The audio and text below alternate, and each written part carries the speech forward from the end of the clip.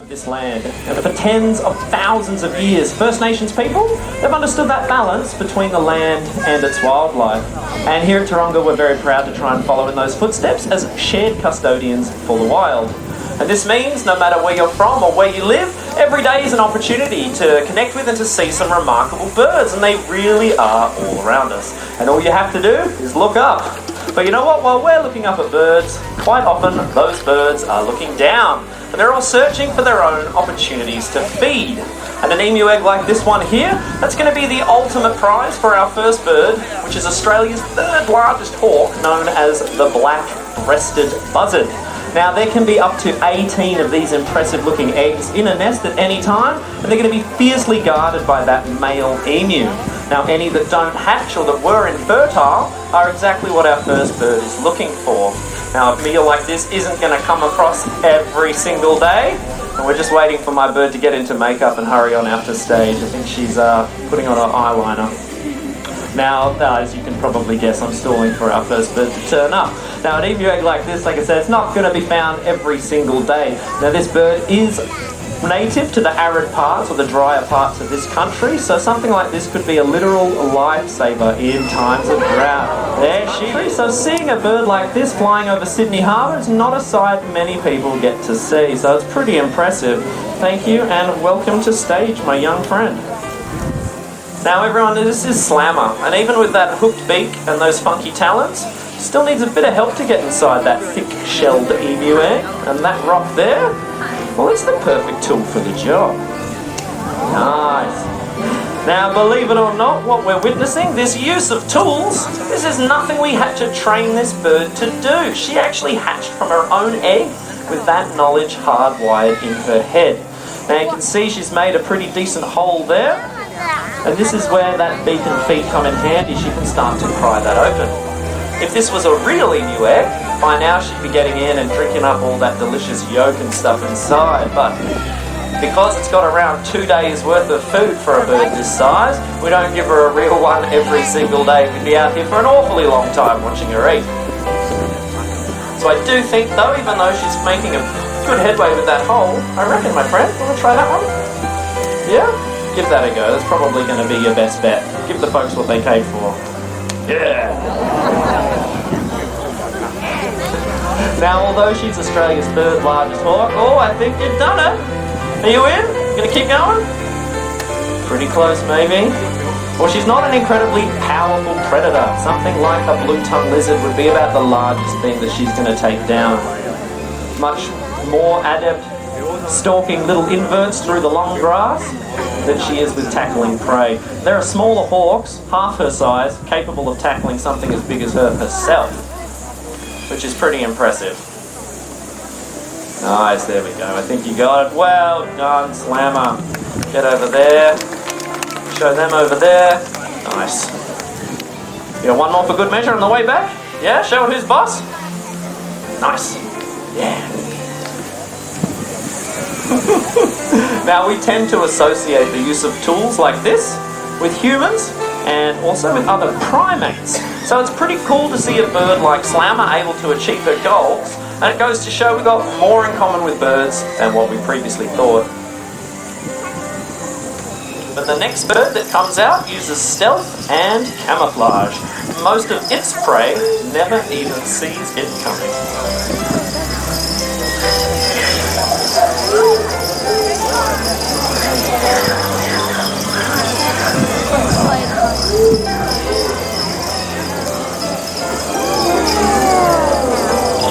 You ever get that feeling you're being watched? Well, owls are everywhere, and even though you might not always see them in your own backyards, they're going to be able to see you. They might be out in the country, or even right here in the city. This is Ripley. And they are a barking owl. Now these owls, they actually hunt during the daytime. In fact, half of the world's owls will regularly hunt during the daylight hours because it's all about what they like to eat. And a barking owl, well, they like to eat other birds.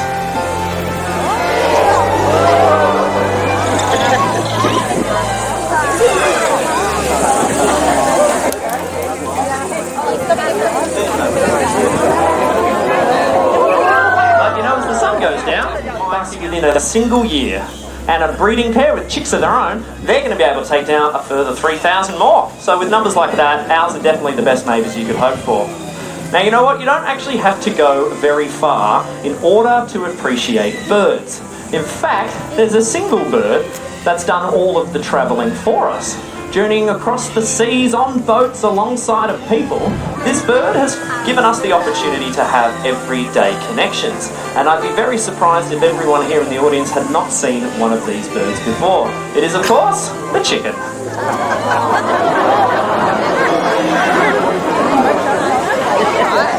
Now, Mentari here is a red jungle fowl, and originally from Southeast Asia, this particular species of bird is the original ancestor of all modern-day chicken breeds. These guys have boasted a relationship with people for around 8,000 years. They've found their way into our religions, our cultures, and our rituals. You know what? They've also found their way into our everyday language. So whether you like Mentari here, ruling the roost, or you may relate to one of our hens, a mother hen who's watching her chicks fly the coop. Well, you know what? You might be like me and put all of your eggs in one basket. But no matter how you choose to relate to these birds, you really don't have to look much further than your own backyard to have an everyday connection. We as a race have become quite reliant on chickens for their meat and their eggs, and they now in fact outnumber humans by 6 to 1. For every one of you here today, there are 6 chickens on Earth. Now, we don't actually have any wild chicken species here in Australia, but we do have other birds like the brush turkey you might see around the zoo that perform a similar role in the environment.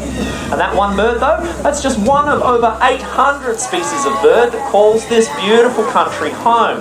And just over 50 of those are our parrots, which means for most of us here, pretty lucky. All we have to do is take a step in our own backyard, maybe down the local park if you live in a unit like I do, and we're able to witness these incredible birds that really are all around us.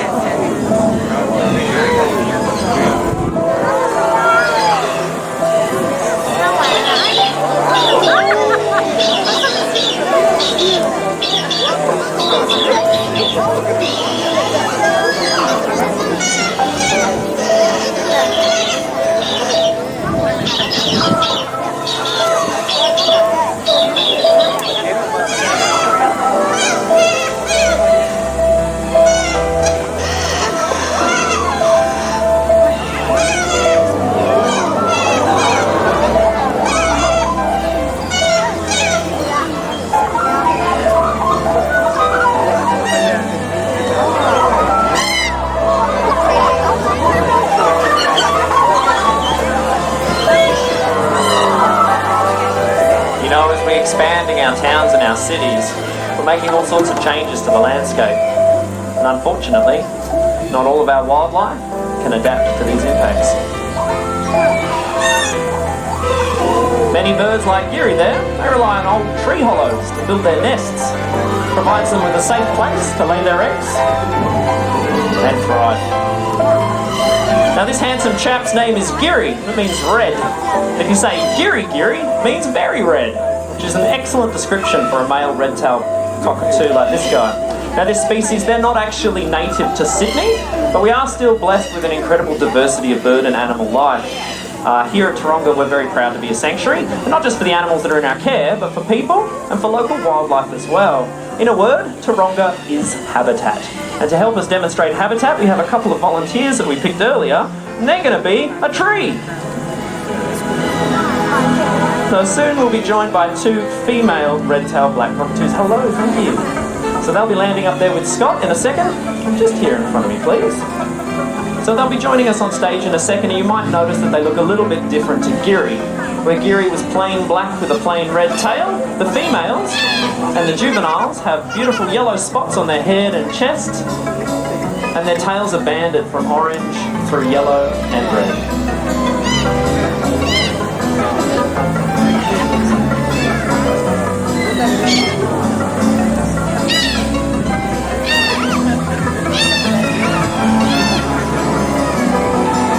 Right, these birds are very fresh and they're very neophobic, which means they're scared of anything new in the environment. Just keep your hands down for a second. The raising of the hands is the cue to call them, so we just don't want to do that just while they're facing Scott. They're not going to listen to you.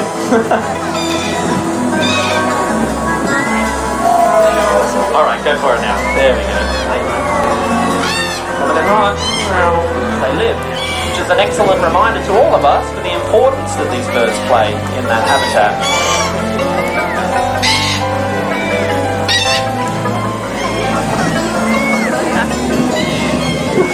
Cockatoos often get a bad rap for being messy or destructive eaters, but what they're actually doing is dropping seeds from the top of the trees down to the forest floor. And then other birds like those brush turkeys we mentioned are going to be turning those over. So in their own way, they help habitat. So if you'd like to get involved and help make a change, come down after the show, pop a coin or note in that box. You can even tap your card.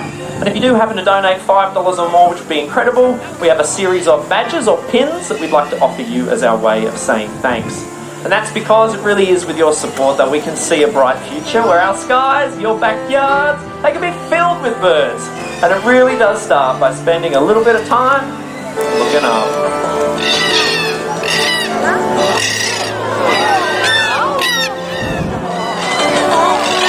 Well, thanks everyone for coming down to the Free Flying Birds. We hope you've all had an excellent day at the zoo. And we look forward to seeing you next time.